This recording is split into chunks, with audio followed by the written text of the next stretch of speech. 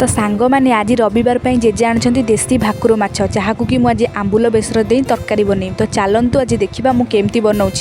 देखो आपण मैंने प्रथम लुण हलदी पकई माछ को भलसे गुड़े देवे। चुली रे कड़ई बसी कड़ई पूरा तातिला तेल पकई गोटे पर गोटे माछ को पकईबे। देखिए जमी माछ जी जगह होती बस से पकईबे। गोटे माछ गोटे पट भलसे आपण मैंने पलटेबे ना माछ भांगी जापे। देखो मुझे सब माछ को भलसे भाजीदेली। मसला मुझे दुईटी मीडियम साइज पियाज को एमती काटिदे।